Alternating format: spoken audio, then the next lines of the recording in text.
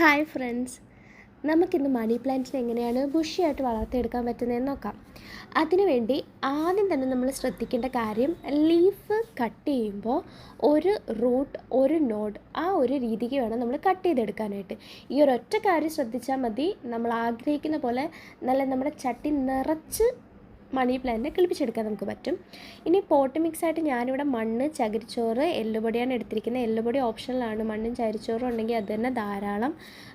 എന്നിട്ട് നമ്മളിനി ഈ ലീഫ് ഓരോന്നും വെച്ച് കൊടുക്കുമ്പോൾ ആ ചട്ടി നിറഞ്ഞിങ്ങനെ ഇരിക്കുന്ന കണക്ക്, അതായത് ചുറ്റും നടുക്കും ഒക്കെ വെച്ച് കൊടുക്കുക. അപ്പോഴാണ് ഓരോ റൂട്ട് ഓരോ ലീഫിൽ നിന്ന് പുതിയ ശാഖ വന്ന് ആ ചട്ടി നിറച്ച് കിളിച്ച് വരുന്നത്.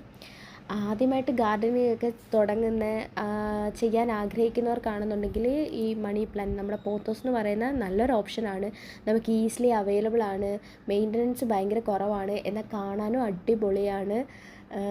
സോ എല്ലാവരും ഒന്ന് പുതിയതായിട്ട് ഗാർഡനിങ് ഒക്കെ സ്റ്റാർട്ട് ചെയ്യാൻ ആഗ്രഹിക്കുന്ന എല്ലാവരും ഇങ്ങനെ ഒന്ന് ട്രൈ ചെയ്ത് നോക്കൂ. അപ്പോൾ അത്രയേ ഉള്ളൂ. ബൈ.